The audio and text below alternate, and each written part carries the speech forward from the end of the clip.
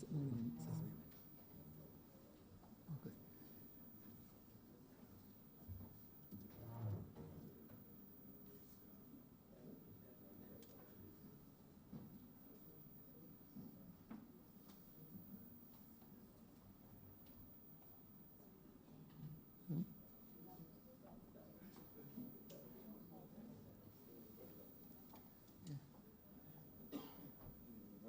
Government business. Yeah.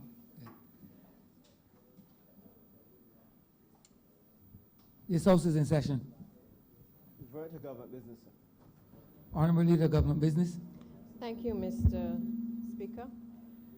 At the moment, sir, we are at approximately 38 hours, 7 minutes out of the 40-hour maximum that has been allotted for the estimates debate. I therefore, given that we have about another 4 heads that we would wish to examine, that I therefore propose and beg to move that we suspend the standing orders for the remainder of today's sitting to allow us not only to examine those heads, but certainly to be able to go into next week, Monday and Tuesday. Honourable Leader, Government Business. That's specifically 66, 1 and 2. 66, 1 and 2. The question is that standing order 66, 1 and 2 be suspended. All those honourable members in favor, please say aye. Those against, please say no. We think the ayes have it. The aforementioned standing orders are hereby suspended.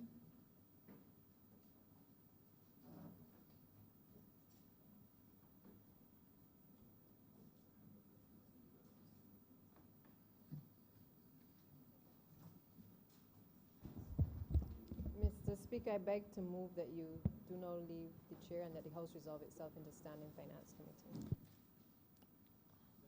The question is that the Speaker do not leave the chair and the House resolve itself into standing Finance Committee. All those honourable members in favor, please say aye. Those against, please say no. Me think the ayes have it.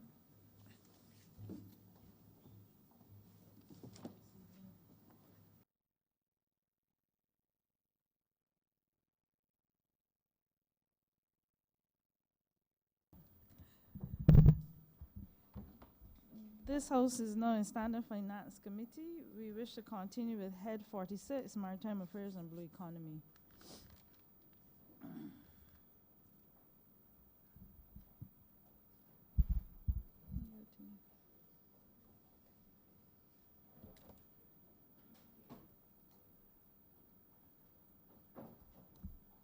Who we had?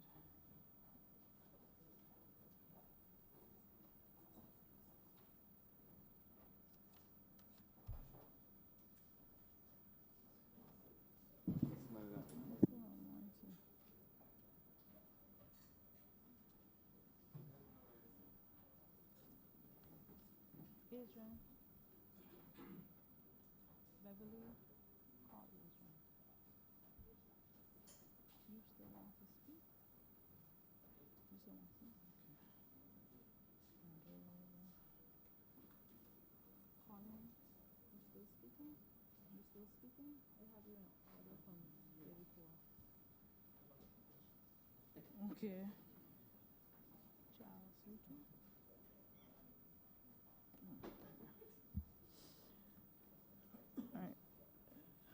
We continue, the Honourable Member from Christchurch West Central. President, good morning. Madam Chair, Honourable Minister, and certainly the hard-working guys from the Blue Economy. My question to you, Minister, first of all, let me applaud you for taking us Barbadians beyond that line that maybe look over the ocean, called the horizon, so that we in Barbados can get full purchase from what persons may refer to as the hydrosphere, the sea, the sand, the ocean as we know it. And I want to commend you on that job. But what is equally important for me is what happens in the lithosphere, the land as we know it. And I think that what you are doing in terms of your initiatives, in terms of marrying the two, is very important for us as a small country, a developing country, and certainly understanding the worth of your job and your mandate. You have started, and I want to thank here publicly, the Argentine ambassador, Gustavo Pandiani, for partnering with you, myself, and the Minister of Agriculture, Food and Security, in a way to bring life and hope to what we call the waste and offal in the fishing industry. It is known, it is a fact, that between 55 and 70% of our fish that we catch is waste, or is referred to as offal and silage. You have started a program so that we could, in a circular way, get full purchase from that fish as we know it. Can you elucidate on this project as it relates not only to your mandate, but to ensure that young Barbadians, persons in my constituency, the epicenter of Christchurch, of course, have a new dimension that they can get what we would refer to as a little dollar from. Can you please expound on this, please? Thank you very much, Minister, and thanks for your comments as well. And good morning, Madam Chair. Good morning. And good morning to the Chamber. First of all, let me say a very special thank you to the Argentine ambassador, Gustavo Pandiani, but also to the FAO, because we were able to do this project in relationship with the FAO as well as the Argentine embassy. And both, well, myself, and as you said, Minister, yourself and Minister Weir, as Minister of Agriculture, had conversations about expanding this particular area. But before I speak to the project, let me just say my thoughts on this circular economy. It is important, I think, for Barbadians to realize and for Barbados to recognize that we are at a point where we really have to start thinking about how we utilize our limited resources, or our resources that come from here, or resources that come from international places. We have to think about the amount of waste we're generating, and once we have an item in use, try to find ways to either regenerate that resource, recover that resource. The circular economy really is about keeping waste out if you can, but if you have a resource that is already in use, how could we continue to keep that resource in use so that we get the maximum benefit of that resource? So it moves away from the traditional linear understanding of a resource where you buy something, you use it until its life's end, you throw away everything else, and then everything else is considered to be garbage. It is about looking at the full circle. How could we use everything related to that resource, and how could we keep that resource in use as long as possible? I felt strongly that Barbados should have a circular economy approach. I know the Minister of Environment also feels the same way, about making sure that we keep the resources in once they're in use. And that is the approach that we took to plastics recently when we determined that we wanted to ban plastics. The idea is to keep the waste out, but once something is in, how could we keep reusing it? So if you have plastic, could we use it for something else? I know persons in Barbados at one point were trying to make tiles, and other persons were thinking of involving it in the asphalt, and so on, so that you keep something in use. In this specific example, Minister, in relation to the Argentine and the FAO, Argentine Embassy and the FAO, what we determined was that, as it stands in Barbados, a significant percentage of the fish, as you said rightfully, is wasted. And that there are some studies that show in some cases and on some fish, people waste up to 70%. That is, when you consider they don't use the scales, they don't use the head sometimes, they don't use the bones, and a lot of the flesh that is actually on the bone as we discard it as well. And that there is a view, and that other people have done it, so we know it makes sense, that all of these things contribute to becoming a resource, and that all of these things have economic value. The project with the embassy and the FAO was to look at what we would traditionally consider to be the waste, the offals, that is discarded in the market, and could we take those offals and convert them into something else, in this case, silage, and to use that product, that byproduct, to produce animal feed in Barbados. So that all of what was considered waste of the fish then becomes part of the circle and is then being used for something else. And we're using it now to make the feed for the fish, for the animals, sorry. When we had a consultant in from Argentina to begin the initial conversations on that, and then we realized that we wanted Barbados not only to be dabbling in this, but Barbados had to become the center of excellence. So we are now working with CARDI, the Caribbean Agricultural Research and Development Institute, thanks, to be able to help us with the fish silage. The waste that we were getting from the markets still contained things like plastics and other things. So we're also working with a fish processor at the moment until we are able to specialize, to become the leading example in the world of making the fish silage. And then we're going to expand it back out into the markets and so on, so that we even separate at the markets properly, so that you don't have anything but fish byproducts when we take it from the market. We're going to be in a position, hopefully very soon, to have an example. And once we're able to do that, the whole intention is, Minister of Youth, and I think this is where you're going with this question.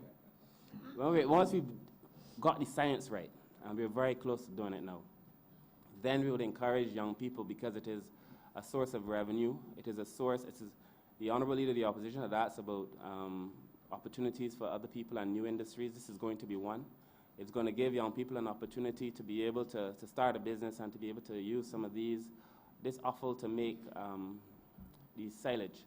And of course, we get to determine who takes the silage, who takes the waste. So we would make it necessary for persons, and we said so as a government anyway, that we were going to give opportunities to young people. So we're going to give that opportunity to many young people to be able to make the fish silage, and then use that as a source of revenue for young people as we go forward. Thank you, Minister. My second question, we are both in sync as it relates to ensuring that our young people have that space, that productive space. My second question, it is a fact that there is, because of global warming and the effects of climate change, that there has been a rise of our sea levels around this country, Barbados, of 40 millimeters or so last year. If we continue on this current trajectory with the increase of temperature, we are expected to have an increase of sea level of around 10 to 15 inches over the next 40, 50 years. Probably someone from Coastal Zone Management can help us with this question. What is our government, what is our position in terms of providing solutions so we can mitigate this threat to our and in order to save our touristic product, of course, and the beaches as we know it from even our locals? What are we doing to mitigate and certainly to mitigate against the threat of sea level rise that we are having in Barbados as I speak? Thank you again for the question. Dr. Brewster will go into the specifics of the sea level rise and so on. But the reality is, Minister, the Prime Minister has been a shining example of leadership in relation to this matter. I think the Prime Minister has, in the last year, become the leading world leader, actually, in terms of championing the fight against climate change. And why is that important for Barbados? There is a view that, we could handle a 2.5 degree increase in the temperature of the water. I had always felt, even before I came into cabinet, that was the wrong conversation, because most of our fish, most of our coral, most of it is already at its maximum thermal capacity anyway. So an increase in the temperature of the water for us is disastrous. And I felt, and I know the Prime Minister, that's why she championed the cause with the kind of intensity that she has been championing its cause. But I know that unless the developed world changes its ways, and unless those of us who are in small island developing countries come together and make the argument, the same one the Prime Minister is constantly making, that the developed world has to take responsibility for some of the consequences that we're facing. We've said that we find ourselves in the front line of a war we did not start. Every year, we are guaranteed a hurricane of intensity is now 4 and 5, and now they're talking about Category 6 hurricanes because of what's happening in the climate. We are dealing or trying to deal with sargassum seaweed, which we also believe is as a result of the changes in the climate. We're watching our fish stock deplete, we're watching some effects on our coral. So we know that Barbados is dealing with this. Barbados is indeed on the front line. And we've taken some steps to mitigate some of these things. That is why we've banned plastics. That is why Barbados is talking about being fossil fuel free by 2030. That is why, in terms of adaptation, you'll hear us talking about encrypt and the need for us to build out and build conscious of the fact that we are exposed. I mean, that is why we are having all of these conversations at the same time. I do not think that there has been a government in recent history, not only in Barbados, but in the region, that has treated to climate change with the same intensity as this government has, because we recognize that it is a serious challenge. And, you know, you speak about the changes in the sea, and I'm sure Dr. Brewster will go into all the details about some of the things that we've seen. But I would also ask Dr. Brewster to speak to some of the things that we are doing or seeking to do in relation to the marine managed areas and what that would mean for us, in relation to trying to rebuild coral and what that would mean for us. So, Dr. Brewster, please. Thank you, Minister. Morning, Madam Chair. Morning, ministers. Let's go forward, Mike. Okay. Thanks. Morning. Morning to everybody. Right, morning. Climate change is real, and we at the Coastal Zone Management Unit have been dealing with climate change since the 1990s in terms of all of the work that we have been doing. Okay? As part of our engineering design protocols, we have always tried to ensure for any works that we're doing along the coastline that it takes into effect things like increased storminess, increased wave intensity, sea level rise, accelerated sea level rise. From the time that the IPCC was created, the Intergovernmental Panel on Climate Change was created in the 1990s. So, yes, it is noted that there may have been incidences of projected sea level rise for Barbados over the years, and all of our work accommodates for that in terms of the work that we have been doing. We monitor the beaches, over 120 beach profile locations around the island on a quarterly basis. So we get the overall trends of beach change annually and can look to see the areas that are being worst hit. And those are the areas that are then prioritized as part of our work at the Coastal Unit in terms of areas of requiring urgent action, and those that also then can then be looked at different forms of mitigation for shoreline stability, shoreline enhancement, and where necessary, shoreline protection. Each one of those is separate and distinct in their own description. So for shoreline stabilization, you can do simple things like planting vegetation as a soft option to ensure that your beach and back beach area is stable. And this is the reason why even within our legislation, we try to make sure it's understood that it's illegal to remove beach vegetation from beaches because the rooting systems of the vegetation hold the beach sands in place. In terms of engineering work, which is the harder option, you can look therefore at ensuring things like breakwaters, surface piercing or submerged groins, revetments, etc., are designed to be able to withstand the increased storminess of waves affecting the coastlines without having a negative impact on neighboring properties or downstream. We also have to then look at the other options, which can include now part of what the minister was talking about in terms of once we can roll out the coral lab again, the coral nursery, the means by which you could actually then look to transplant corals that are grown either in the lab or out in the sea on different mechanisms, as he identified at the last meeting, in terms of either on A-frames or using coral trees or even using a biorock process as a means of further looking to strengthen structures to encourage the establishment of corals onto those structures that are placed in the ocean. The reality is that we are aware, as the minister has rightfully said, that with increased storminess, there's the chance of greater erosion taking place on the shoreline, and therefore the type of robustness that has to be in place on the shoreline can lead to what can be perceived as a hardening of the shoreline.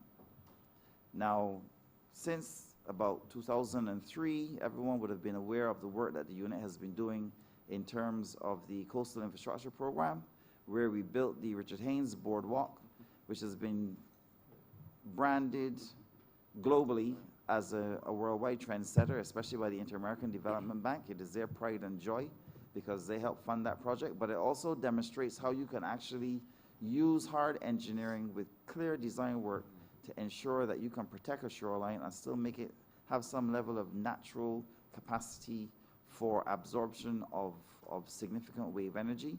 And since then, everyone will be aware that we've gone through several storm systems, and there's been very little damage to that structure over the last 12 to 14 years, with the exception of obviously the boards, which is a lot of wear and tear from the pedestrians on it doing their physical exercise, which is part of the minister's mandate for ensuring that people remain healthy.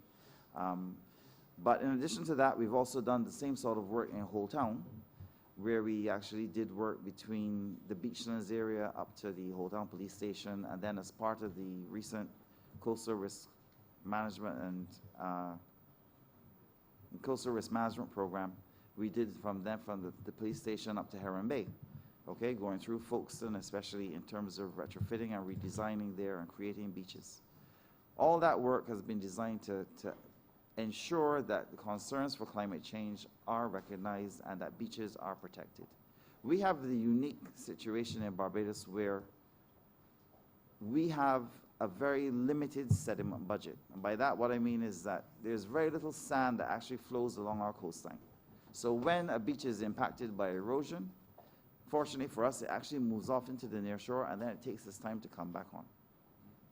In doing that, it means that sometimes some beaches can look like they've been narrowed considerably over a winter swell period, as like what we're going through now, or after a significant hurricane event, the beaches are very narrow. But then in a short space of time, once normal waves return, the beaches will return back to their near natural position. For all the work that we've done since we've been doing these major coastal engineering works, which includes renourishment of beaches, which is taking sand from one location, either offshore, and then placing it onto the beaches that we have created, we have been fortunate that we have never had to do any renourishment of any beaches. And that in its own right is very unique in the world, because normally when people do beach nourishment projects, within 4 years they have to renourish.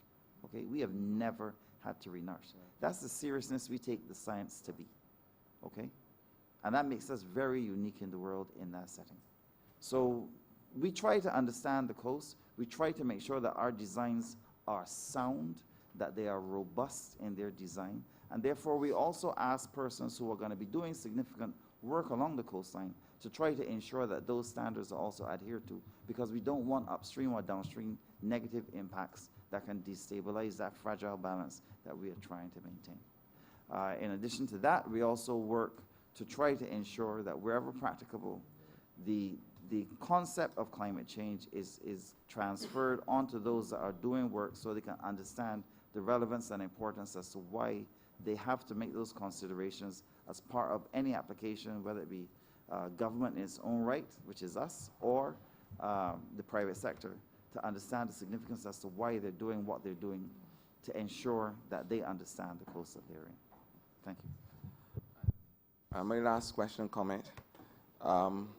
Minister, I want to thank you from all 4 chambers of my heart. You have done something in terms of the ban of plastics and styrofoam, something that can really redefine our way of life in this country.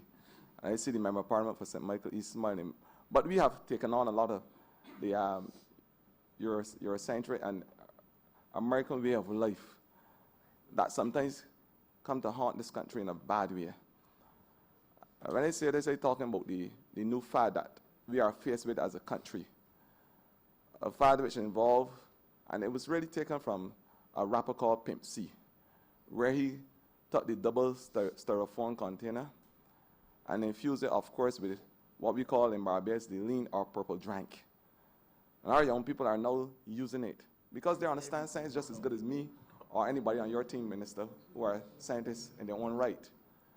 And these youngsters use this product, allowing the seeping of styrene from the styrofoam into the product to cause what we are referring to in Barbados as the perfect storm. Your ban on styrofoam containers is not seen as one that will basically help my fight and everybody in Barbados fight against this troubling trend. But for you, Minister, it helps us to rid this country of an environmental threat, a health threat as we know it. And sometimes out of these type of situations and decisions, the tidal wave of change that we need in a country, it starts to rise up. It's interesting using the word tidal wave and dealing with the blue economy. But it's not a misnomer here today. The change that we need as a country in terms of protecting our environment and taking care of ourselves as a small nation and what is right and what is wrong. I am saying to you and I'm asking you, out of this ban, and then you can expound on the importance for the environment, the health, what's not. But out of this ban, it has allowed the creative gene of Barbadians to be stimulated in a way that only you can be able to tell this country in terms of persons using calabash, coconut, you name it. I want you to tell us and this country today how the ban has affected and has been able to protect this country in terms of the environment, the health of the nation, and obviously what are the new products that have come out since this ban so that Barbadians can see it as a viable economic exercise. Thank you. Thank you very much, Minister. I appreciate that. I have warmed all four chambers of your heart.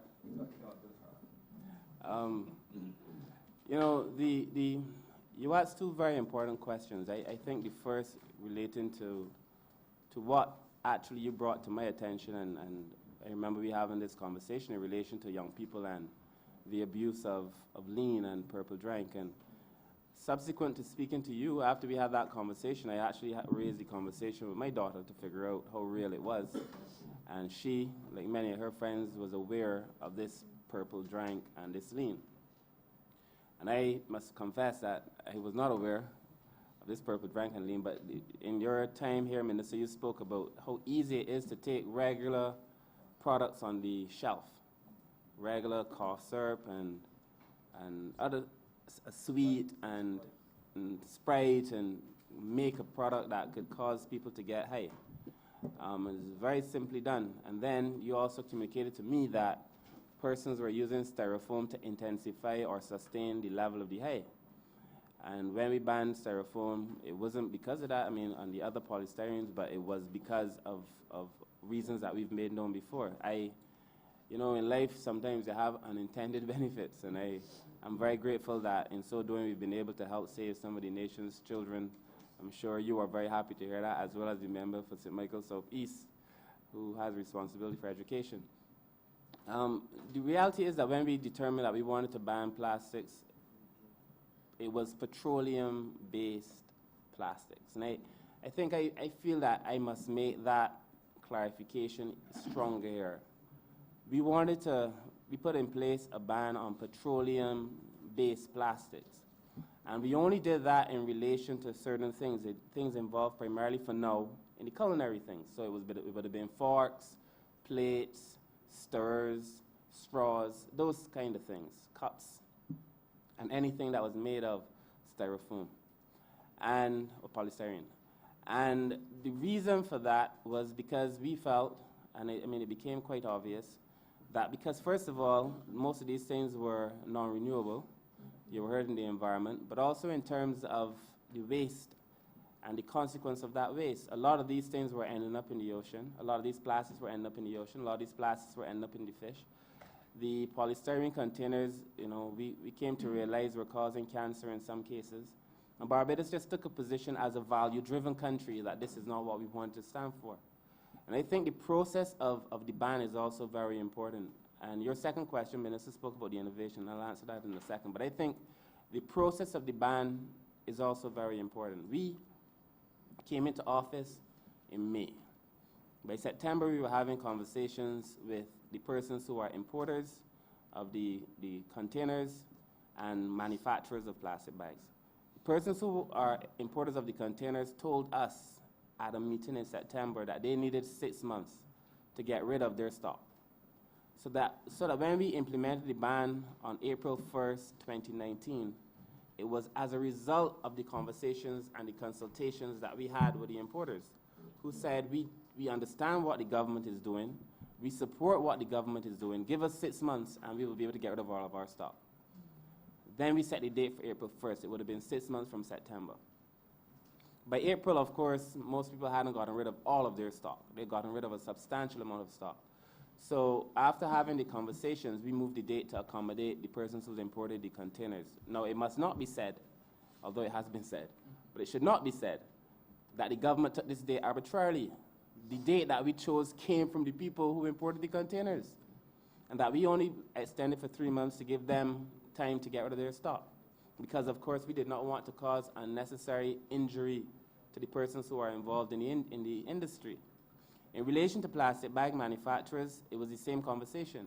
They said, give us another year, Minister, and we will be able to adapt our processes to be able to produce a plastic bag that is not from a petroleum base. And so we agreed. We moved the ban on plastic bags until January 1st, 2020. And throughout the entire process, we've been having conversations and conversations. The plastic bag manufacturers have made tremendous strides in terms of adjusting their factories. In fact, they're now using a resin that is accepted in the world as an organic resin, and on the world stage, it's considered to be the best alternative so far. It still, to me, has not gone as far as I would like, but this is not a fresh conversation we're having with the plastic bag manufacturers. But their innovation over the last year has put Barbados in a point where Barbados is ahead of the rest of islands in the Caribbean in terms of their capacity to be able to produce something that could be sold on the world stage. And it's in keeping, for the most part, with biodegradability and compostability. We saw the same thing with the importers. They started importing containers that, for the most part, were within the realms of the ban. But I feel, and I said it recently, that the legislation now has to be enforced, because the reason we're doing this is not to spite anybody, but it is to ensure that Barbados remains a healthy, clean place.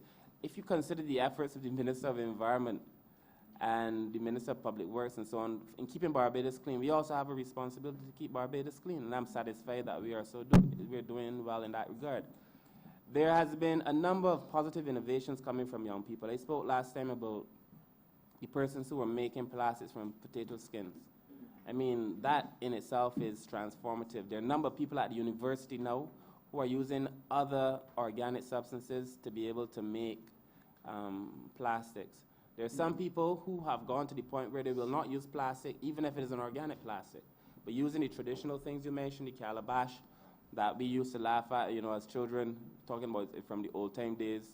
But that has been the way of Barbados. That is who we are essentially. And I ate out of a calabash many, many times. The food tastes better in the calabash. When I had my Rasta friends give me food in the calabash. But the truth of the matter is, Madam Chair, that Barbados has to go. Some of the things that we rejected in my generation, you got to go back to those things. We got to go back to basics, as the member for St. Thomas said. A lot of things the way that we define development, a lot of these standards that we think recognize that would help us elevate ourselves are really dangerous. And some of the most basic, simple things are what is going to separate Barbados from the rest. People who come to Barbados want to come to a country that, for the most part, is natural, is organic. That is why I think it's important that we eat sometimes from the calabash or something else similar. I saw a person circulating food in Africa that is wrapped in banana leaves. We were doing that with the conquis for the longest time.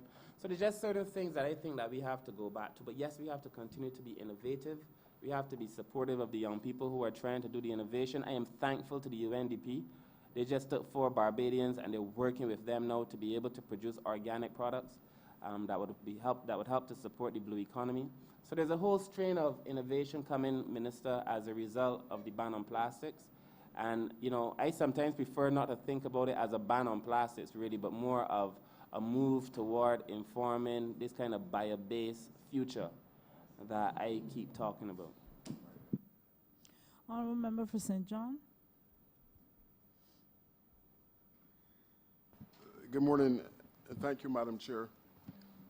I want to preface my question to the minister by stating that on Tuesday, I asked a question of the Minister of Culture as it relates to Carrie Festa. I don't have a vehicle now, so I was not driving behind a truck. But I went to the ATM and I found a document that I will share with the minister in relation to Carrie Festa. My question to the minister, and I want to commend the minister because in 2 years, I think he would have done, or less than 2 years, more than what the entire administration in the last term did in 10 years. So in this case, I want to agree that 2 is more than 10.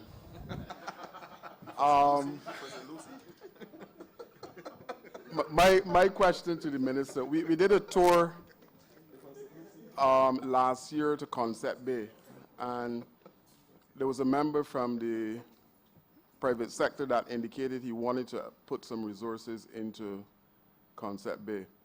1.5 earmarked for development at Concept Bay. I want to know, one, if this is to repair or construct a new facility at Concept Bay, and two, he would have also mentioned the number of jobs that are created in this particular sector. And I'm asking, suggesting and asking that the facilities at Concept Bay contain some kind of training facility, a room maybe, that can decentralize the training as it relates to this particular sector, that individuals from the constituency of St. John, and maybe your constituency, Madam Chair, can source training in all of the areas or those particular areas that they can benefit or find employment.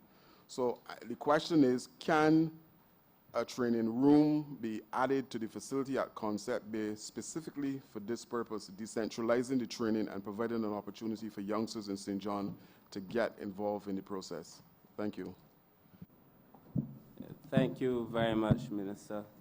And we did visit Concept Bay together and with members of my team and members of your team. And we looked at some of the works needed at Concept Bay. Concept Bay, like most of the markets, has fallen into a state of disrepair in the last 10 years or so, maybe more. In all fairness, maybe more. But the state of Concept Bay market, as well as the hollow for the slipway, which I am sure the Chief Fisheries Officer will speak to, require significant attention. And while we were there, we visited with a person in the private sector, and to be truthful with you, we are very willing to partner with anybody in the private sector who is willing to put their funds toward helping us build out the vision that we have for the markets, but the vision that we have for fisheries and the vision that we have for Barbados as well. And he had identified a place where he felt he could do some additional works and help build the market. The truth is that the land that he identified had actually fallen on private land. So he had extended it to the point where it had gone beyond what the government had control of. And I know we were to engage in, he was to engage in conversations with the private sector owner to see if we could get it. I know we'd also asked Mr. Willoughby, who's no longer here, the chief, to also follow up to see if we could get a little bit of the land, but it was a little bit more difficult only because the land that he identified wasn't the government's land. A portion of it was. But I'm still very willing to work with him as well. As it relates to Concept Bay, we've just allocated in this financial year, Minister, we've put some funds this financial year for the repairs to Concept Bay, so we're going to do a significant repairs at Concept Bay. I take your point about the training room. I also take the point that the way that we've been operating in markets and the way that we've been operating in fisheries, it has to change. And I feel that around markets could be a hive of all kinds of activity, that we're missing the boat. I'm not a misnomer like Minister Ford, but we're missing the boat in a way because, Minister Youth Ford, because in a way, if you think about it, market should be a hive of activity, and that we lose a significant portion of the opportunity to tell the Barbadian story and to communicate the Barbadian experience by separating the market almost as a standalone, third or fourth cousin. And we could bring young people there to the market And at the same time, we have the kiosk set up, and I know we discussed the possibility of kiosks at Concept Bay. And people are frying fish outdoors, and people are having activities. But the story of Barbados and the story of these various locations is being told at the same time. So I take the point for the training facility at Tent Bay. I think we also have to work with the Concept Bay, sorry. The Honourable AG is obviously on my mind. But he's been on my phone and email constantly about Tent Bay. So I take the point about Concept Bay, and I think we would work with the Ministry of Youth as well to be able to flesh out further programming there. I do not want to limit fisheries or markets to fisheries and markets. I feel that kind of separation is unnecessary and that it hinders good development, and that we have to find the ways where we could partner and where these activities have natural, almost organic positions where they should fit in like puzzle pieces to work together. So perhaps in our plans, Minister, I must tell you that to build an additional room may cost additional funds, and if your colleague in the private sector is also willing to help us there, I am more than willing to entertain it. But I think the bigger point is that we agree in principle that it makes sense. I think I share the same vision with you, that it makes sense, and because we both believe that it makes sense to do that, there must be a way for us to be able to achieve it. But we're also doing some additional work at Concept Bay. Concept Bay now has the only functioning slipway, and even that is challenged. So the way to haul out the boats at Concept Bay is probably the only place that we can properly do it, and that is broken. So the chief may want to speak to that, and I know she's free to speak to the other points raised by the minister. Thank you, Minister. Good morning, Madam Chair and ministers. I am Joyce Leslie, the Acting Chief Fisheries Officer, and I'm glad for the opportunity to talk about the activities that are planned next financial year, this coming financial year, with respect to Concept Bay. We do have an allocation of 1.5 million, and this is to address improved facilities for the safe haul-out and parking of fishing boats there at Concept Bay in the boatyard. In about 2006, we had acquired a hydraulic boat lift, which is used for the first time for lifting out boats out of the water. Previous to that, our traditional method of hauling boats was dragging on the sand using a tractor. And therefore, the hydraulic lift was able to lift the boats out safely and not having them to drag on the beach, because we've had over the years, depending on the condition of the boats, we've had damage done to vessels as a result of the dragging on the sand. So it was a step forward in terms of improving the facilities. Luckily, the beach there at Concept Bay is relatively firm, and initially we did not have in place a proper slipway in order to use the hydraulic lift. But we had transported some concrete slabs from Tent Bay to the site to provide a smooth path for the equipment to roll on, but that has deteriorated over the years. And now we really want to have an in situ proper slipway there to facilitate the smooth entry and exit of equipment and boats into and out of the water. So the resources are to put in a proper slipway facility. We do also need a small revetment on the other side of the slipway. And also the resources are to grade the boatyard, which is currently a compacted marl fill. When there is heavy rain, we do have inundation in the boatyard, etc. And sometimes the vessels can get stuck in that softened marl when we're trying to move them out.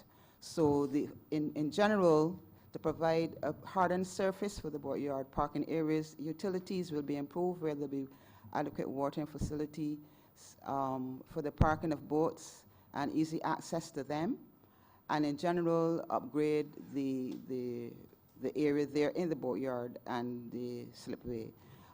Part and parcel also, we're going to, currently there's a small covered area where the fishermen gather and play dominoes. So we're looking to put in a decent area for them to operate, as well as to put in some some facilities to store, for example, nets and so on, some cupboards, etc., lockers for them. So basically, in essence, that is what the funds are to supply. And we're able to have, at this stage, pretty advanced in terms of what we're going to do. The detailed engineering drawings are being prepared, and the bill of quantities to go to tender. The application for improvement has already been submitted to town planning. So we're really hoping to hit the ground running 1st of April in terms of that development. In terms of training, I understand the need for training. Of course, the Fisheries Division building itself does have fair amount of space for training, and we have been conducting training there for not only fishermen and vendors, but, and yes, there's a need for other satellites areas where we can do training. For example, in Spitestown, the fish market there upstairs is a very large room upstairs where we conduct and able to have meetings and conduct training there as well. So there is a need for that on the East Coast. What I would like to say is that when the development at Consent Bay moved from a fish shed to a fish market, even when we were doing training for those persons in the new facilities, we were able to actually use the facility itself to conduct the training. So we're not necessarily constrained with the fact that if we want to do training at Consent Bay that we can't do it, because it isn't 12 months of the year that the actual processing rooms and so on is being utilized, and there's quite enough space in there for hands-on training and so on. But we do recognize also that the area where the fishermen where they congregate and gather, that is also quite an adequate space for if we want to conduct open-air meetings or workshops. That facility, improved facility, can also be utilized. Thank you.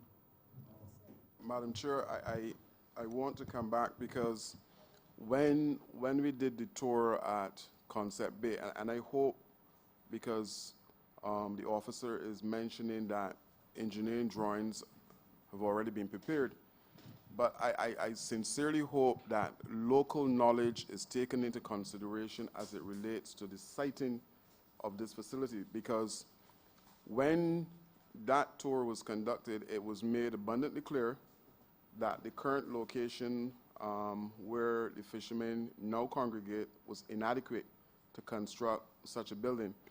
A location to the northern side of the facility was identified as the best or the better location of the two to construct this facility. So I'm hoping that with these drawings that local knowledge was taken into consideration as it relates to siting and what is happening at Concept Bay, because it makes no sense to construct a facility at the location that the fishermen and those who ply the trade believe is in the wrong location.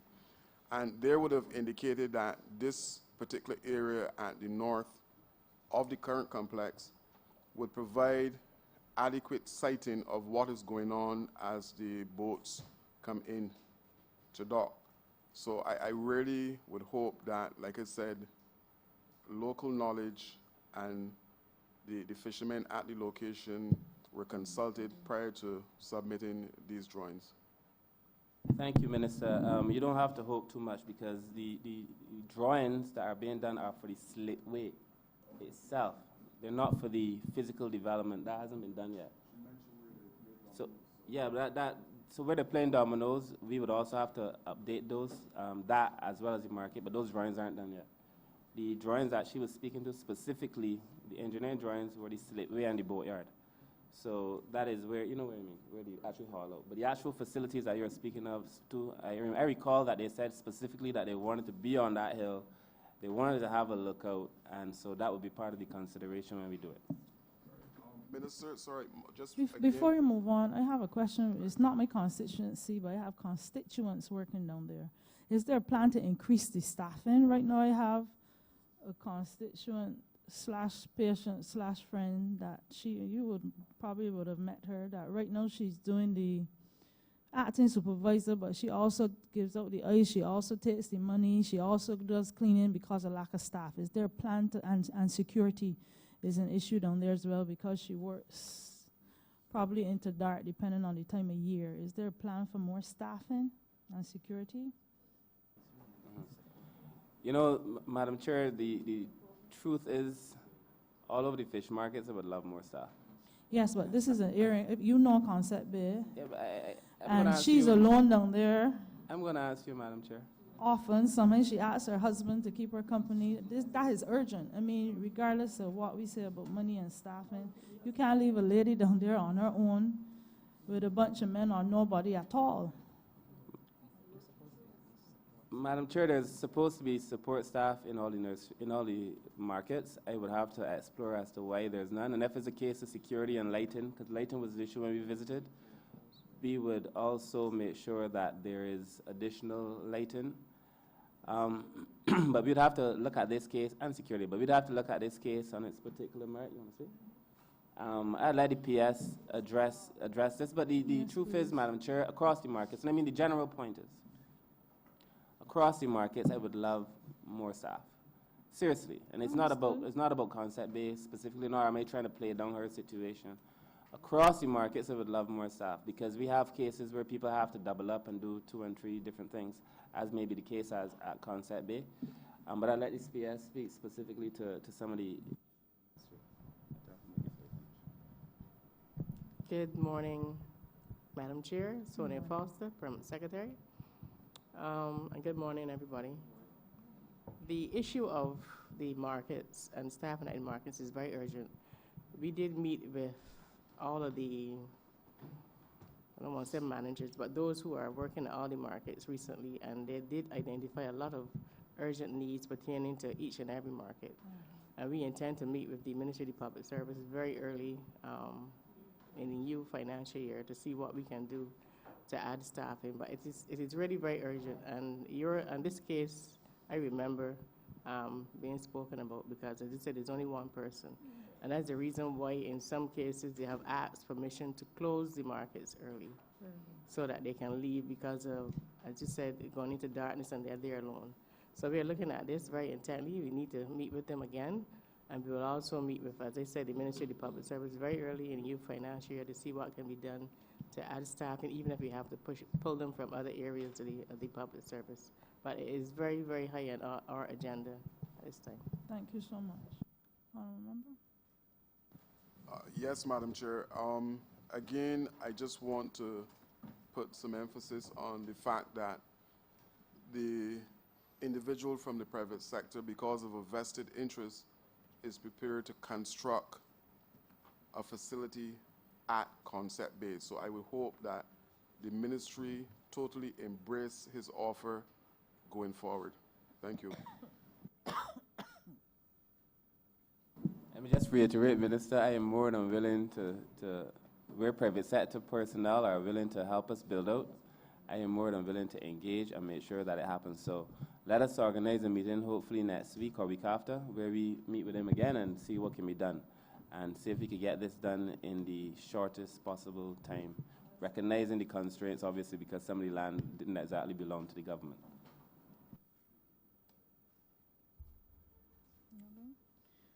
Honourable Member for St. Peter? Thank you Thank you very much, Madam Chair. And I would want to begin by complimenting the vision of the Prime Minister, the Honourable Member for St. Michael Northeast, in creating a portfolio such as this one. I think it speaks to vision, and it helps us, not just as parliamentarians, but also as a country, to focus on this important resource that we have, the marine space, the sea around us. I also want to take the opportunity to thank the Minister and Ministry as it relates to the Speightstown Fish Market and the good work that has been done on that market. We look forward to the kind of marking the renovation sometime soon, but I really want to thank the Fisheries Division of the Ministry for that. Now, I have a couple of questions, well, a number of questions. I can only ask a few at this point. One has to do with the marine protected areas.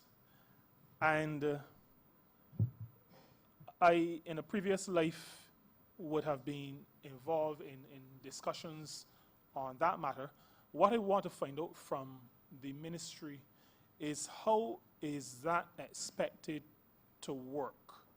Both in terms of, I think we got a bit from Dr. Brewster in terms of what will be happening in the space or in those spaces. But my question has to do with administration and the financing of it, especially as we are speaking to estimates of expenditure. How is it going to be financed? What is the structure that's going to be put in place for governance, for monitoring in that marine space for the protected, those marine protected areas, recognizing how important it is?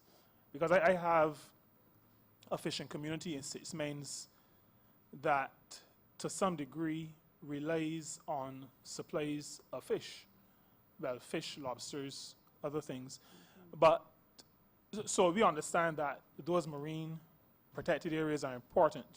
How are they going to be managed and financed? And is there any public relations that is going to be done to assist in the process? That is my first question. Thank you, Minister, for the question.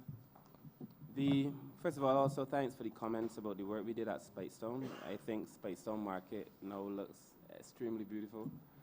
And I also want to commend the team in markets as well as fisheries for the work that they did at Spitestone. The truth is that we're working steadfastly on repairing all of the markets one by one because the state in which we found them was deplorable. And we made a commitment that human beings should not have to go to work in conditions, the conditions the markets were in. So I thank you for your comments, but one by one, we're going to repair all the markets, and certainly within the next 2 to 3 years, most of the significant work at all the markets would have been done, so thank you. In relation to the marine managed areas, we chose in Barbados to say marine managed as opposed to marine protected. Marine protected areas sometimes may give the impression that there can be absolutely no fishing or that there's going to be a tremendous restriction on the number of activities in the area. But before I speak to that, I think we need to zoom out a little bit even further, Minister, and realize that Barbados still doesn't have a marine spatial plan. And I think that's going to be very important. We are working on having one done. We'd hope, as a result of the debt swap, to have had one done, whereby we would isolate almost geographically which areas would be allocated to what activity. So we'd know which areas would be the marine managed areas, which areas would be allowed for exploring, which areas for mining, and so on. Different areas as part of our marine spatial plan. A marine managed area for us is extremely important. The truth is, when you watch programs on TV, National Geographic and all these programs, most of what you see, even if it is on land or in the ocean, most of where you see the life is in areas that are protected. A lot of what we grew up watching on TV and Lorna Green's, I think it was Lorna Green, New Wilderness, and National Geographic, all these things, these are protected areas where you have to protect wildlife from human beings, from the activities that we engage in, because our own pursuits sometimes can be injurious to other ecosystems. And we've seen now in the marine space that most of the life that is continuing is continuing in marine managed areas or marine protected areas. Because left to our own devices, human beings will overfish, they will destroy, they will pollute. It's been devastating, the impacts. Somebody, I think Minister Cattle, the Minister in the Ministry of Finance, sent me a video this morning of Scotland, whereby they were speaking of the marine protected areas in Scotland and how that has saved wildlife. It has also allowed the seaweed to grow, which then has a role in reducing the carbon dioxide levels. We saw in New Zealand the exact same thing where there were marine protected areas, and you compare the life inside the marine protected area that is like an oasis and like fertile to the life outside of the protected areas where it is barren and dead. And you can see that in a few years, the sea life is resilient. In 2 to 3 years, 3 to 5 years, most of these things have the capacity to replenish themselves. And so we felt it was important for us to be able to establish a marine protected area, a marine managed area. There was already one at Folkestone that wasn't properly managed. We properly designated Carlisle Bay. The cabinet has agreed already for there to be 2 marine managed areas. We're going from Fitzvillage to Weston in the first instance on the west coast, and from the Pierhead to Rockley in the second instance on the south coast. And that would allow us to be able to manage what activities occur there. We put out an expressions of interest where we encourage persons to come and help us manage the space, because it has been our intention that we have to be able to do a lot of these things without increasing government expenditure. And therefore, the relationship that we sought was one where we would co-partner with an NGO who has the expertise and the capacity to be able to help us manage that space. And we received 2 very comprehensive responses. We've now sent out for RFP where they're going into more detail about how they're going to help us manage out the space. But it's important for us to say that we do not intend to incur debt as part of this. The other thing is that we just had a meeting with the BHTA. And in the meeting with the BHTA, they also expressed an interest, BHTA and other people actually, but they also expressed an interest in helping us manage the space, and they expressed the willingness to put some funds toward managing that space. I said during my opening that all the studies have shown that tourists are willing to put money toward managing areas that would lead to the protection of the marine space as well. So the possibility for funds are there. And then, of course, when people are coming into the park, the marine protected areas, then you can have an opportunity to generate revenue by charging a small fee. So historically, when you look at these marine managed areas, they have a way of being able to raise revenue. But I think some of the activities that we do there would allow us to even generate more revenue. I know tourists want to be able to see coral reefs. I believe that if we do this, we'll be able to help save the coral reef. They want to be able to see different fish. They'll be able to see that because the fish replenishes itself in the space. In terms of its management, we have spoken, Cabinet had already determined that the staff at the NCC who have responsibility now for the park at Folkestone the marine park only, not the full park, the marine park at Folkestone would join the ministry to help us manage that part. We know there's been a comprehensive paper, Dr. Brewster, I'm sure could speak to it and will, where we were looking at getting additional personnel to come on board to help us manage the marine space. The truth is, one of the most fundamental things that I think I will have the opportunity to do as minister is to be able to bring these marine managed areas to life. The world has made some big commitments. The world has said that they wanted at one point to have 20% protected by 2020. They're now saying they want to have 30% protected by 2030. Barbados wants to also to have managed areas significant enough to be able to make a difference. In New Zealand, for example, and I'll let Dr. Brewster speak now. In New Zealand, for example, what we saw was a marine managed area that was so small, it was less than, I think it was 0.0 something % of the overall marine space, very small. But because of the way they've been allowed to deal with that space, when they did their studies, that little space, almost insignificant in the whole scheme of things, is responsible for 11% of all the fish life in all of New Zealand. Because that little space is so well managed because nobody can go and take the fish from it, and the fish replenishes itself, and fish are not going to stay in the space. They then go out and they're allowed to reproduce. So that little space is allowed to produce 11% of the new fish life in New Zealand. I believe that sometimes you have to save people from themselves. I feel that for us it's going to be essential that we do these marine managed areas, that we allow the fish and the coral and just the ocean an opportunity to replenish itself. But Dr. Brewster might be able to speak to some more specifics.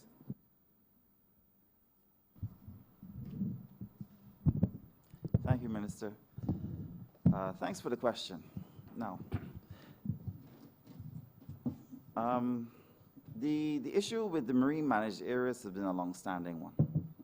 And as we have rolled out this program since the creation of the Ministry of Maritime Affairs and the Blue Economy, we've been looking to see how best we can implement this initiative in the short, medium, and long term. As it stands right now, the only really designated marine protected area on the island is Folkestone Marine Reserve, okay? The other designated area is Carlisle Bay Marine Park. Within the boundaries of both those areas, there's supposed to be no fishing, okay, because they are protected areas or they are reserve areas, restricted areas. So therefore, there's no fishing within the existing boundary of Carlisle Bay Marine Park, which is literally in front of the Esplanade on Bay Street, okay? It stretches almost from the area by the Yacht Club up to the end of the Esplanade at Bay Street. It's a very small area within the entire Carlisle Bay area. And then the boundaries of Folkestone are Sandy Lane to Heron Bay, right? I think that when we have now looked to expand the boundaries of the marine managed areas, and let's not get the two confused. When you're dealing with a protected area, you're literally dealing with the prohibition of certain activities from taking place in there, as well as the well-regulated management of activities taking place in there, in the same space. So you can prohibit certain things from taking place within the boundaries, such as fishing or motorized craft activity, or absolutely no activity taking place at all within a protected area. Within the managed space, the intention is really and truly to ensure that there's more effective management of the activities that go on in general. But within a managed space, you can have protected areas where no fishing can take place. So as it stands right now, even though the fact that the boundary of the West Coast Marine Managed Area has been extended from Fitz Village up to Weston, the area that is designated as the Folkestone Marine Reserve will still be a no fishing zone, because that's what it is designated under legislation now. That does not prevent fishing from taking place in the other areas that fall within the managed space. What would happen is that you're looking to ensure that there are more effective ways of managing and protecting the resources that are therein. So one of the biggest problems we have is artisanal spearfishing, where we find some persons going and just shooting reef fish for sport, not for major consumption, say for themselves or their family, just for sport. And in doing that, you're losing a lot of very young juvenile fish in doing that as well. And because we have very restricted numbers of fish on the fringing reef, they're moving out more to the bank reefs now, where you can get larger prey sometimes. And they're also doing it within the Carlisle Bay Marine Park. We've had reports of that, okay? So we don't want any fishing in the protected areas. But what we do want to see is a more managed approach. Now, in 2006, at the conclusion of the Access study, which was led by the Ministry of Environmental Special Projects Unit at the time, which then became the Natural Heritage Department, the Access consultants were able to come up with a creative and constructive mechanism for creating the managed areas. And in doing that, that has been the procedure that we've been literally following throughout this whole process. So the boundaries and the conditions of what can take place within the identified spaces for Weston to Fitz Village have already been identified, and for Carlisle Bay pretty much have been identified. There were many participants in that process because it was the first time that we had the most consultative, roundtable, discursive approach towards shoreline management and conservation management of the marine space, including several persons from the fishing sector, both individual and Barnufo and other, at the time, fisheries stakeholder groups, because the Western fisherfolk community was involved, and I think also some of those that were based at Fitz Village was also involved.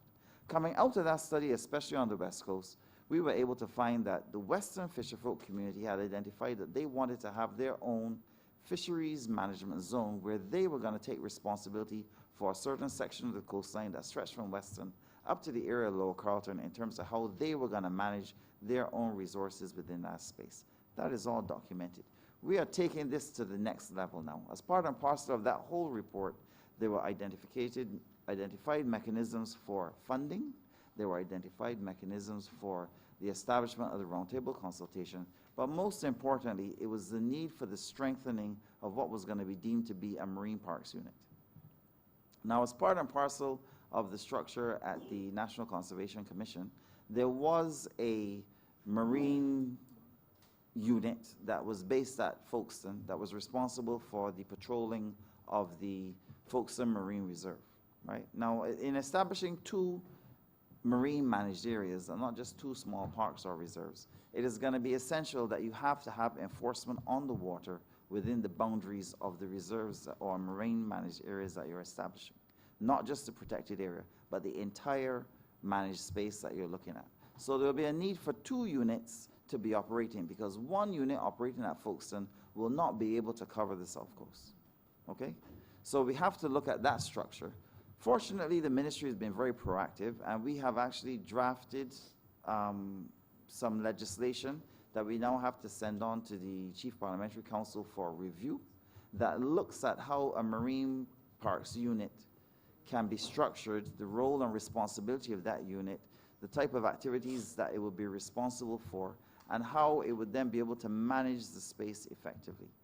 Within that construct as well, it also looks at the establishment of an advisory committee, which will be drawn and following the same procedures as established under the Access Study, whereby you will have roundtable representation from not only NGOs, but also the key stakeholders that are involved within the managed space sectors. And that does not then speak to the co-management approach that the minister referred to, where an NGO would be responsible for the commercial day-to-day operation of the marine space. Okay? That therefore results in government having the enforcement and legislative responsibility for the management of the space, as would be required to ensure that the assets that are within the marine space are retained under the control of the government, but the commercial day-to-day activity would then be managed by the NGO entity. And the legislation has a section on it that looks at how a co-management structure can be established and what that role and function of that entity would be within the structure of the managed space. In addition to that, I want to remind you that the answer should really be 3 minutes. well, the type of questions that are I being asked understand. require You could some wrap up detail for there. understanding. We'll find a way to answer in the other follow-up question. Okay, no problem. Thank you. Thank you very much, Chair, and thank you very much for the response. I think it was fulsome, and I'm satisfied that we are really approaching it in a very collaborative and constructive manner. A related question, and again, this speaks to the fact that we're talking about estimates within the context of not having all the resources that we need. Is there any collaboration that we are benefiting from as it relates to our association with McGill University? Because we know McGill University has, I don't know if it should be called a unit, but there's something going on at Folkestone, has been for a number of years.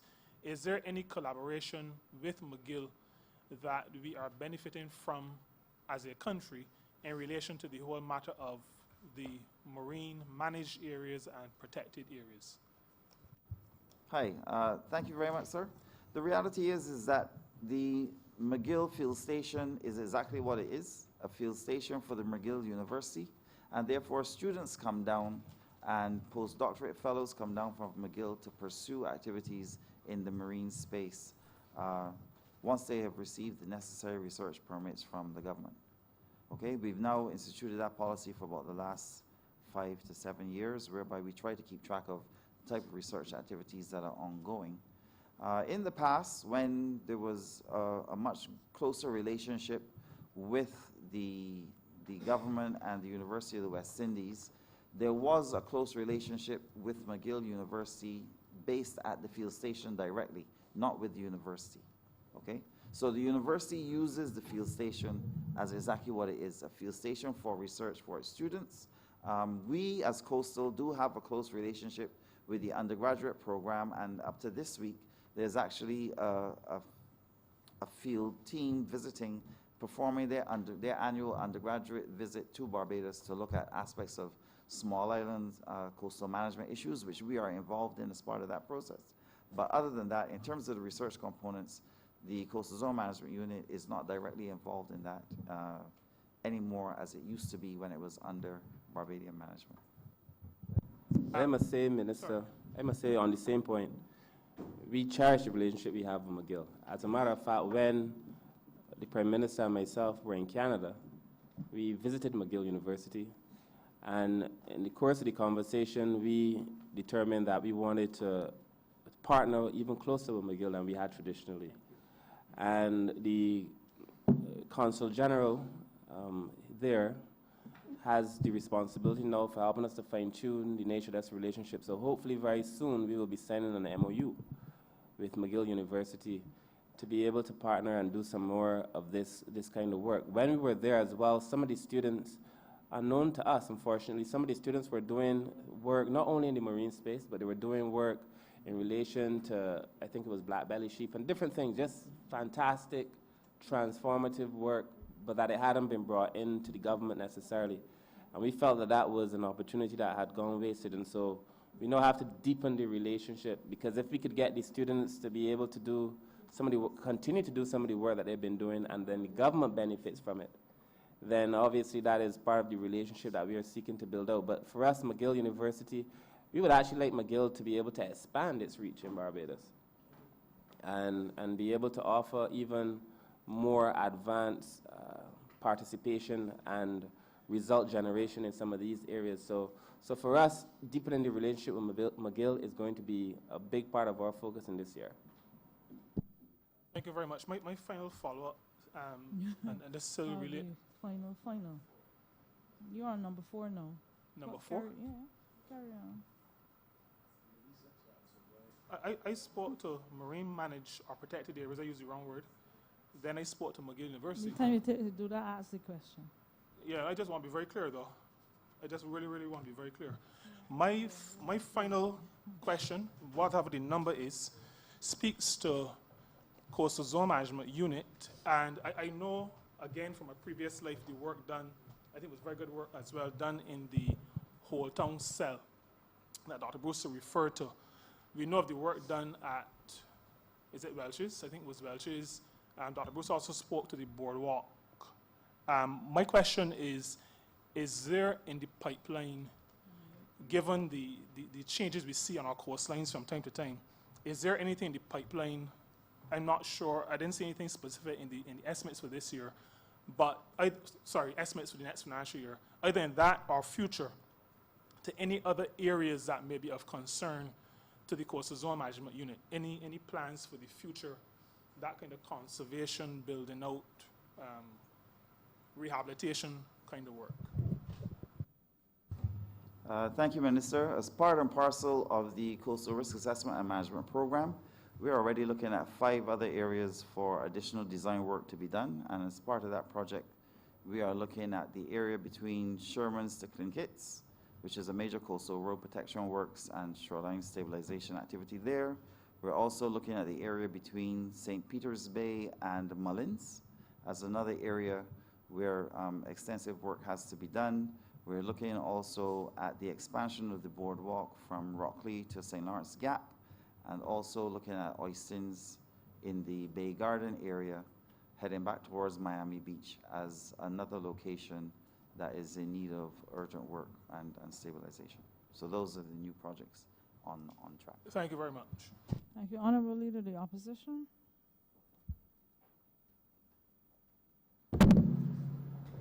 Thank you very much, Madam Chair, and I'm glad perhaps that Dr. Brewster is up front right now, because maybe my questions relate more specifically to his area of expertise.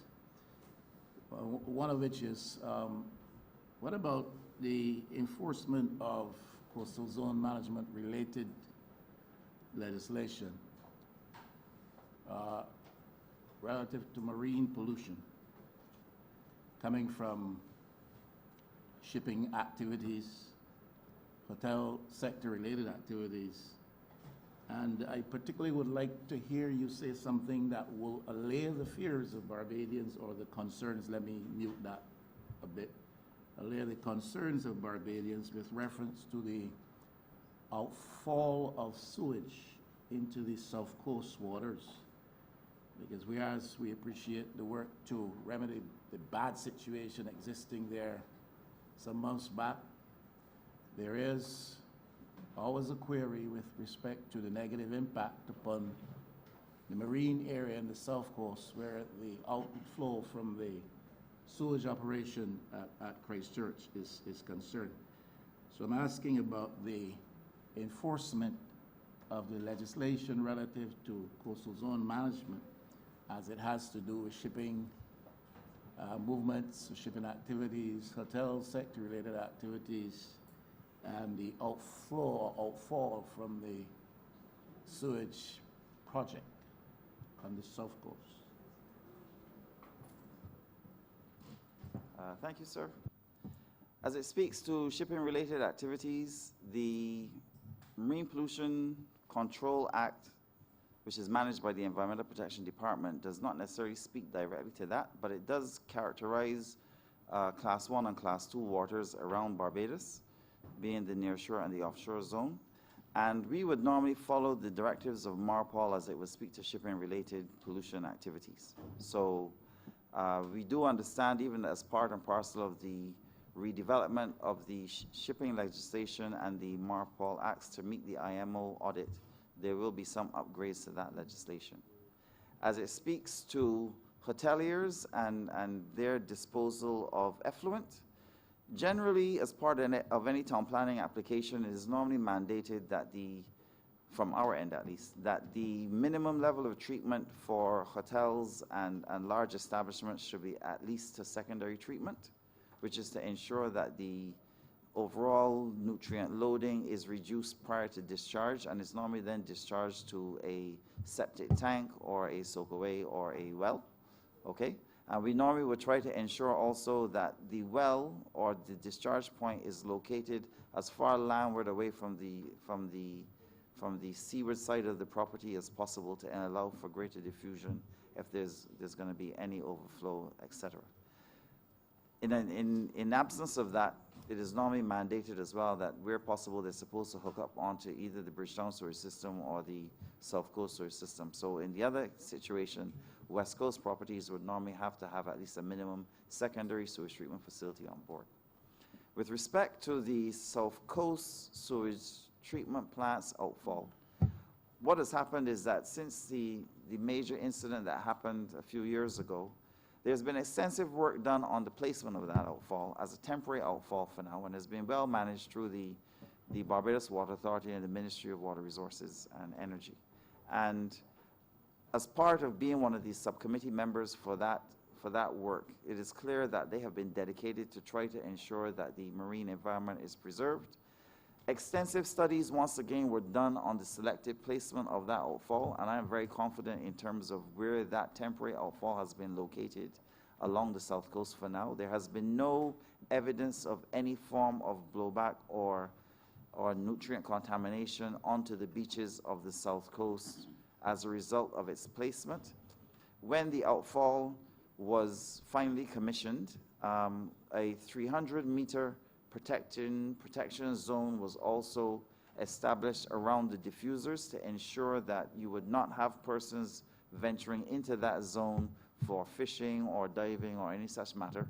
And if there was any clear direct impact onto the reefs, I'm telling you for certain that by now the Coastal Zone Management Unit would have received calls, especially from the diving fraternity, regarding evidence of pollution, etc., being found on the reefs that are normally dived along the South Coast, and to date we have not received any such complaints from them, and they're diving them every day. So I think that is good standing for us for dealing with the temporary outfall, and it is understood that work is underway to determine where the permanent outfall for the South Coast sewage plant will be placed, and that is work that is currently being led through the Ministry of Water Resources and Energy, and at such time, more information, I guess, from their end will be coming forward on that matter. Thank you. Thank you.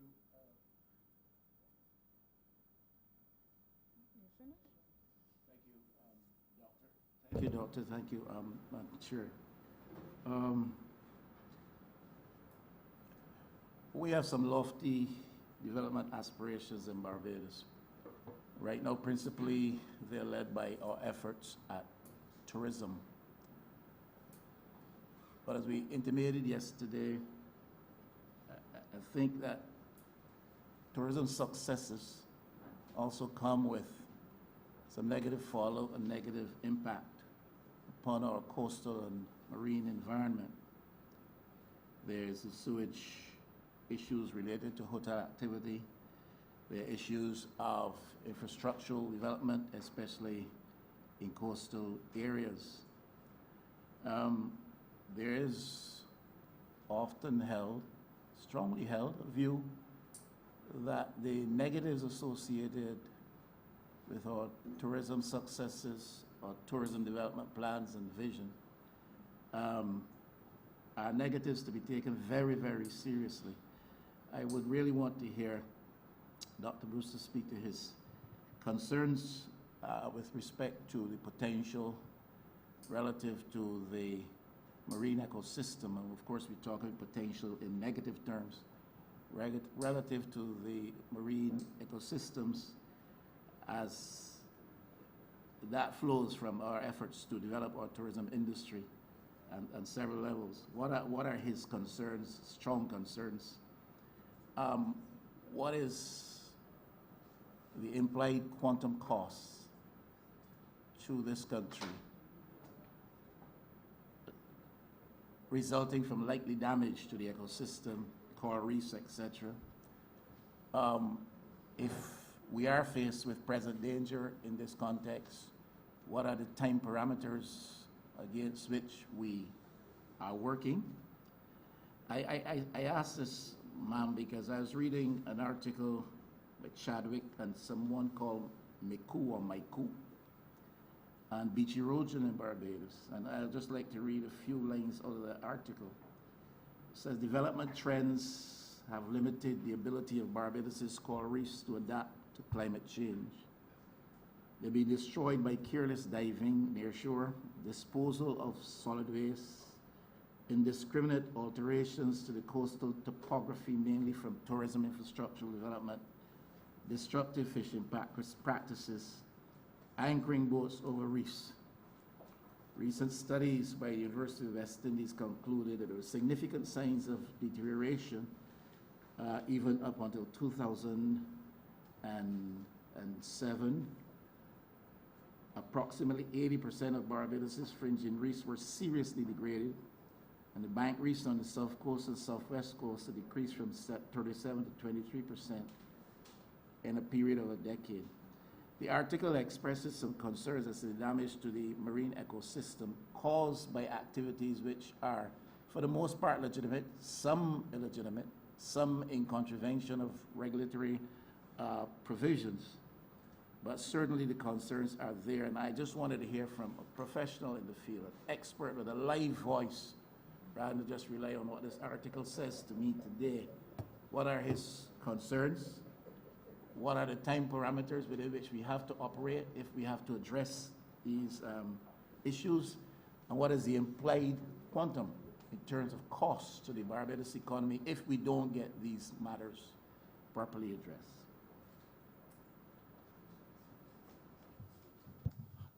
All right, thank you, sir. I think that the reality is that Barbados has, for a long time, practiced sustainable tourism development.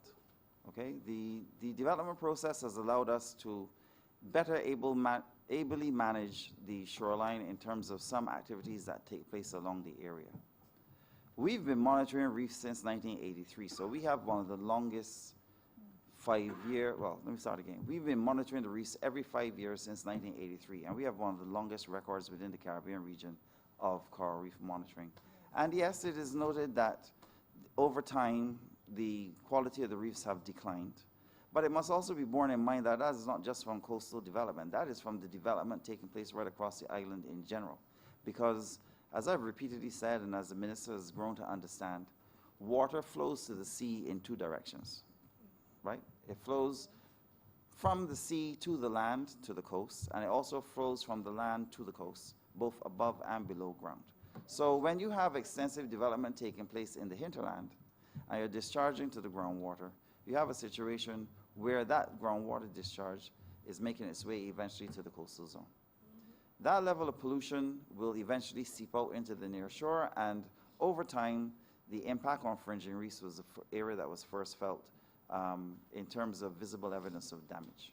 What we've been doing in the last 15, 20, 25 years is to try to ensure that wherever practicable and possible, that stress related activity has been reduced. So with the development of the Bridgetown Sewage Treatment Plant and with the construction of the South Coast Sewage Treatment Plant, a lot of the immediate load that was found along those two sections of coastline has been considerably reduced. I think that the issues that are being described are valid. I think also that the concerns that are also being raised are also being addressed. Things like anchor damage are not something that is prolific or profound in terms of activity. Most of the time, they're accidents that take place because of poor information being transferred from the entities that provide the permissions for anchoring of vessels to take place. And sometimes when people drop their anchors in sand, the sand anchors do not actually catch and they drift, and therefore you get what we call chain sweep, which is the chain associated with the anchor sweeping over a reef and causing damage, or in other instances, people directly drop the anchor on the reef. As part of our legislation since 1998, we've been able to actively go out once we receive a report of anchor damage, and we have been able to make contact through the Coast Guard and through the port to deal with the vessels that have had that level of, that have maybe created that damage. And we go out and we assess the damage and actually can provide a quantitative value onto the damage that has occurred and pass on that information. And in some instances, mostly, you find that the people pay for the damage that they have created, which was an accident on their part. And we appreciate that contribution as best it can, but it's not that it's being done on purpose. I think the reality is that as Barbados is moving forward in terms of its approach to the level of development, especially the type of development that's going to be taking place along the coastline, it is going to become more incumbent on the administration and the property owners to become more aware as to what will be required, and therefore stringent standards and methods are going to be applied, and they will have to adhere. That's as best as I can say. Thank you. You know, Opposition Leader, the truth is there's a Ministry of Maritime Affairs now and Blue Economy, specifically for these reasons. The reason we were created was to be able to address some of these issues. So we know those issues were there. The truth is across the world, and certainly across the Caribbean, those figures are probably the same. You're seeing 60%, 70%, 80% of the coral being destroyed by terrestrial activity, but also by climate change, but across most of the world. So what we're saying now, when we signed on to the Clean Ocean Alliance, we made a promise that Barbados obviously has its own values, but we're going in a direction where we want to monitor what goes into the ocean. There are some countries that have banned the kind of suntan lotion that tourists is using. They've banned the shampoos because they contain these, what do you call those? The plastics, these small plastics, the microbeads that actually end up in the water as well. So these are conversations that we're going to be having eventually to reduce the level of damage that is being done in that sector. We spoke yesterday about, about the work we're doing with Encrypt and how we're telling people how they have to build when they're building on the coast to be able to mitigate some of those same challenges. The Minister of Tourism is also having these same conversations about deepening the sustainability related to how we are putting out our tourism product. In fact, Barbados stands to benefit from promoting itself as a sustainable tourism product in relation to how we treat to the environment. So I think that we're still in the early stages of development, but that as we build out the plan for the blue economy, and Mr. Ward, who's sitting behind me, could perhaps speak to some of what we're doing in terms of the blue economy roadmap, that would help us figure out exactly which direction we're going to be going in the end. But these things will be addressed, Opposition Leader, and that is the reason the Prime Minister gave me the responsibility.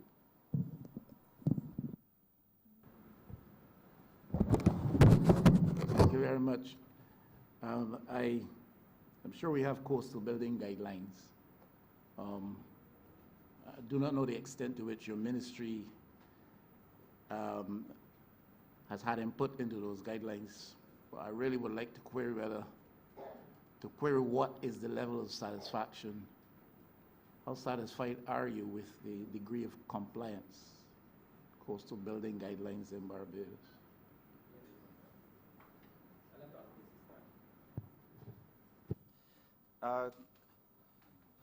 Coastal building guidelines are part and parcel of the development application process, and those standards have been established for a long time. I think that we have been able to attain a high level of developmental standard. Most of the engineering firms that are involved in terms of coastal construction adhere to the international standards for some aspects of coastal development, and especially dealing with hurricane winds and those sort of situations. We may not have actually incorporated stuff as yet as it speaks to earthquake resilience, but definitely for hurricane and storm wind and flooding resilience, we have actually been able to do that. There has been a new policy that has been more or less rolled out over the last 2 to 3 years as well, in terms of trying to insist and ensure that ground floor plan is always left planular and open to deal with the components of potential flooding from storm surge or hurricane surge activities on most coastal properties. And we have seen in terms of villa development especially, issues that speak to what was raised before in terms of sea level rise and increased storminess and wave penetration. Some properties that can afford it are actually elevating their seaward properties to ensure that those properties are protected. That doesn't necessarily mean that they're building revetments for protection, but they're actually raising the land as a means of protecting it from potential flooding, etc. So we are very confident in the approaches that have been taken so far in terms of coastal building standards. Honourable Member for St. James North. Thank you, Madam Chair. I first wish to join the member for St. Peter in congratulating the Prime Minister on her vision in establishing this ministry. And the Minister, as a young Minister for the energy he's put into this new ministry, I believe he often says that he's the first minister globally who has specific responsibility for this area, and obviously for his team in what they've done so far. My first issue, Minister, is as regards protection of the beaches for Barbadians and obviously for tourists as well. I am Member of Parliament for a coastal constituency, and of course, as has been said before, but to expand on it, the beach is part of the patrimony of Barbadians. A song has been immortalized on it almost 40 years ago by one of our main Calypsonians now, someone possessing one of the highest honors in Barbados. And you're aware, of course, Minister, that we would have met about 4 weeks ago together with the Honourable Member for St. Michael East, Minister of the Environment, on an issue which was of tremendous concern to me, where permission would have been given by the Coastal Management Unit for work to be done of an urgent nature to repair beachfront property in Weston, and but no notice was given to either myself as Member of Parliament or to the public or to the people in the area that this work was going to be done, and obviously access along the beach would have been compromised for those who use the beach, consider it their own as it is, for a few weeks.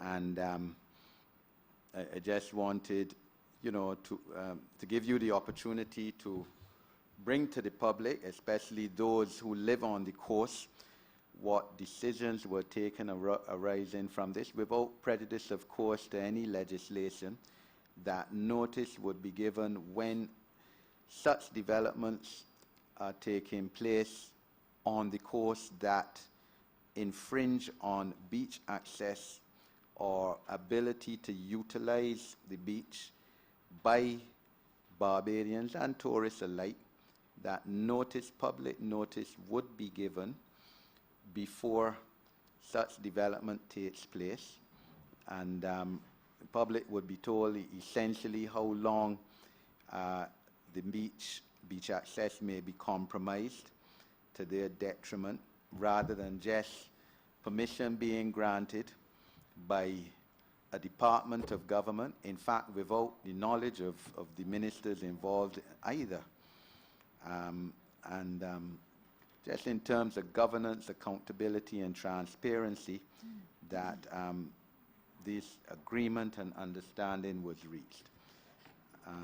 That's my first intervention. Thank you, Minister. We did have that conversation. We met, as you said, myself, yourself, and the Honourable Member for St. Michael East, as well as other persons, technical staff in my ministry and technical staff in his. And we had a conversation around the beach access generally, but we spoke specifically about the area that concerns you.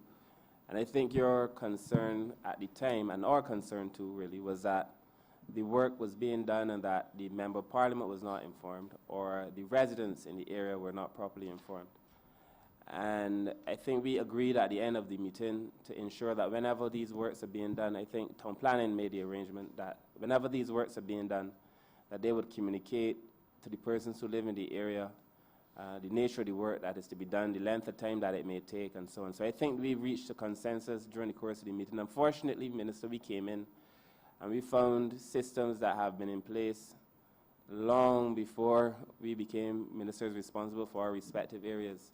And some of these systems, from time to time, will present themselves, and when they present themselves in a way that is challenging, it gives us the opportunity to rectify some of these things. And I think at the end of that meeting, we were able to conclude not only for that particular area, but in every area where there's going to be development work on the beaches, we will inform the public through the necessary PR, maybe through GIS, maybe on CBC, maybe in the newspapers, but that the public would be informed when the work is going to be done.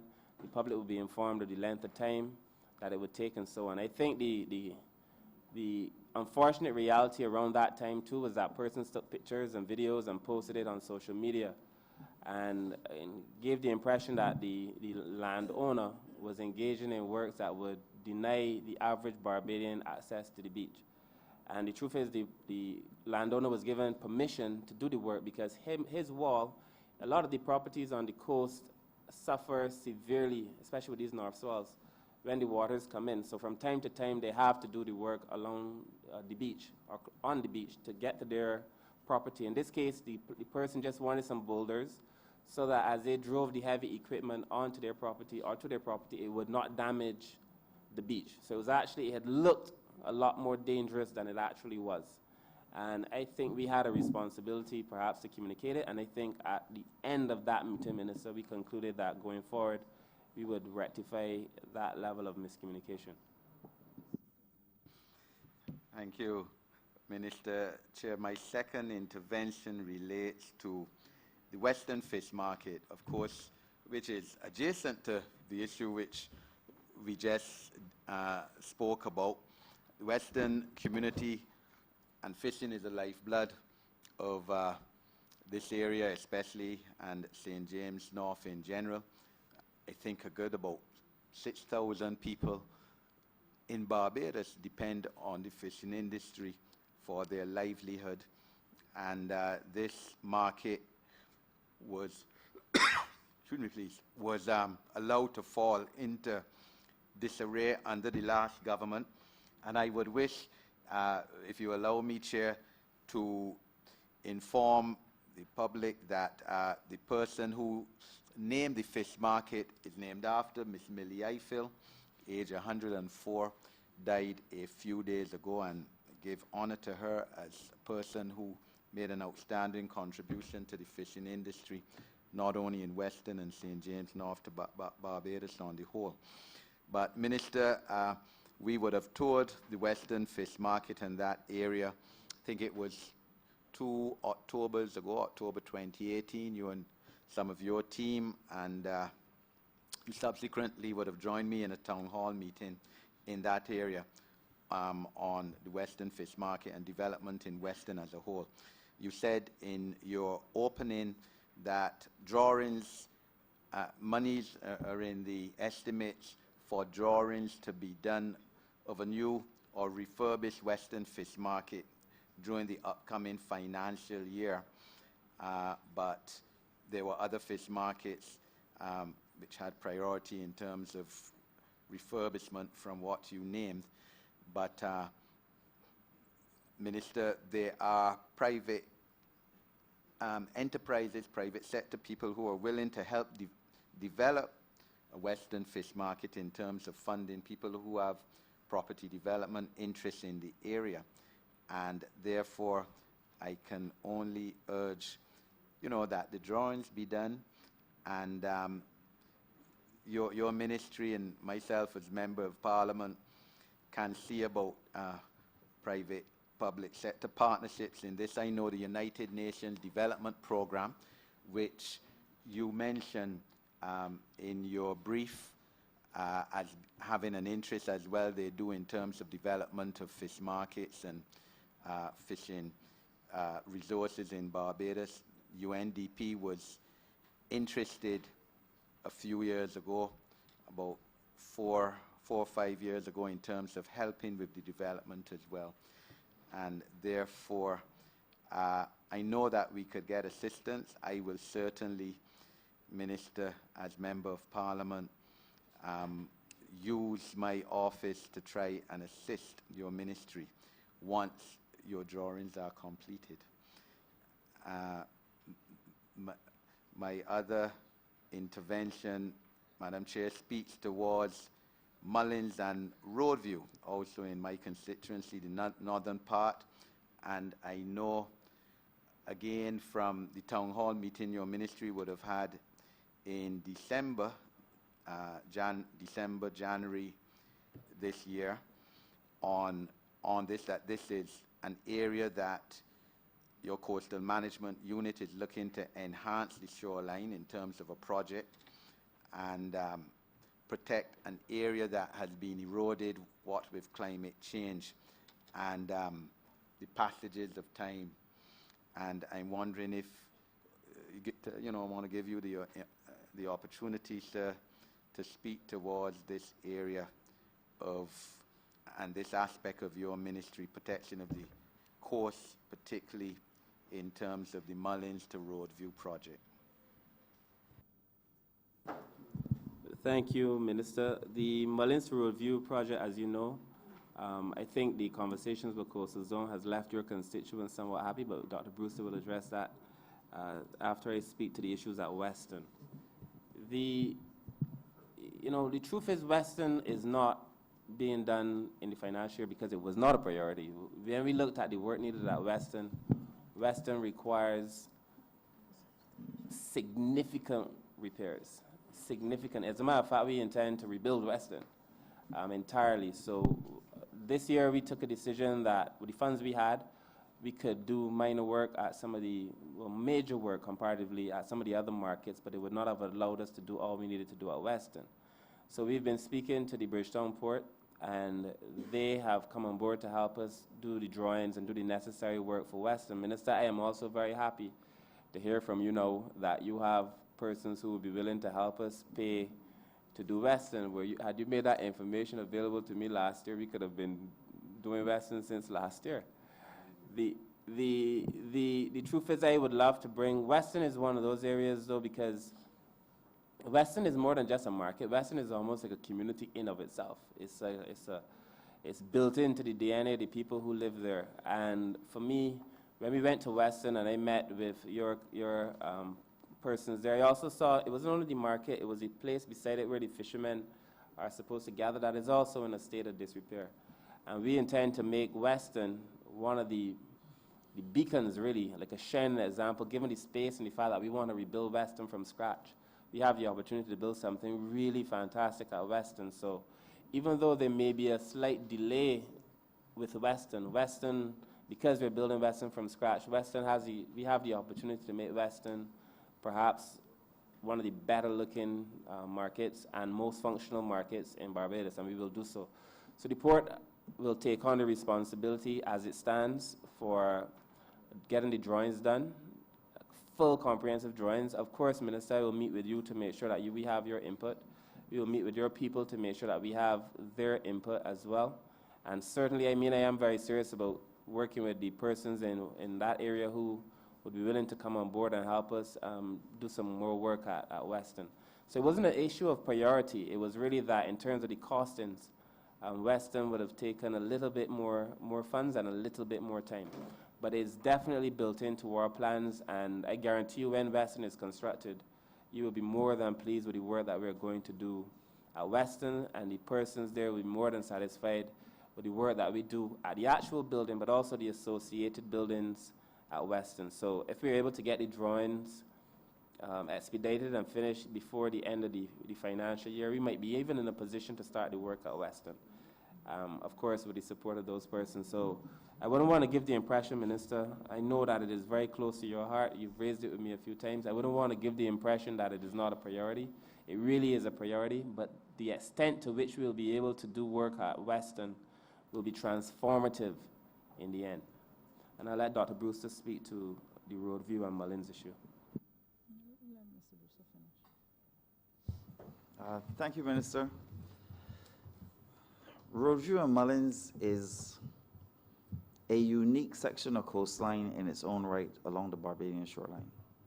I think that what we are going to be doing there is going to be transformative, not only for St. Peter January, but for that northern section of shoreline to show what we can do in terms of environmental engineering design, and more importantly, in terms of shoreline stabilization and enhancement. Now, when you walk literally from St. Peter's Bay round the corner by Great House, you'll see that there's literally no beach running down all the way down to Mullins. And there were different reasons as to the reasons why that would have happened. And people will say that in the past there used to be beach there. But over time, what we have noticed is that there was the urgent requirement for that work to be done. So as part of the Coastal Risk Assessment and Management Program, as I mentioned before, we are looking to finalize the designs there now. And the designs will literally comprise of a series of offshore breakwaters, shallow offshore breakwaters that will be surface piercing, as well as some short groins, and a low-level walkway that will provide protection for the properties in the area of retreat, which is like the area between Mullins coming up to Great House. And then when you go around Great House into the Kings Beach, St. Peter's Bay area, there will be some minor modification of those existing groins and one or two offshore breakwaters there to help stabilize and enhance the shoreline. As part of the work that was going on, it must be noted at this point in time that the Great House, which is right in the corner, the pivot point, was actually undergoing significant renovation last year. And as part and parcel of that work, they openly and actively accepted to integrate the design work that we are planning to do for their section into the work that they were doing. And they took on that cost. So that has been very beneficial to us. So the design work that took place at the Great House is part and parcel of the overall design of the works that we will plan to do in the future, and therefore we will pick up and tie on in that respect. And fortunately for us as well, there were one or two houses in the immediate vicinity of Great House that were in urgent need of protection that the property owner also agreed to provide some level of short-term property protection for them at the time. It couldn't extend the full length, but we were very grateful as well because he did volunteer to at least do those that were closest to him. And that has worked out well for us. The difficulty we've now found, to keep everybody current, is the fact that having put in those short-term protection works, people are now starting to develop. And one area in particular is of grave concern to us because that was the area that we had identified as the point of access for us to bring in the heavy-duty equipment to do some of the work that's going to take place in that area. Okay, so it means now that we have to talk with town planning to start looking to deal with potential having enforcement notices placed on these properties because the work is illegal.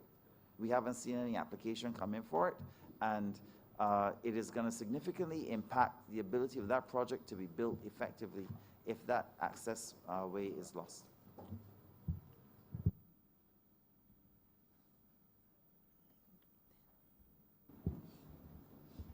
We can come back. Yeah. Madam Chair, I beg to move that you do now report progress to His Honor the Speaker and beg leave to sit again. Seconder. The question is that I do not report to the Honourable Speaker. I'm coming back. Progress and ask for leave to sit again. All honourable members in favour, please say aye. All honourable members against, please say nay. Methinks the ayes have it.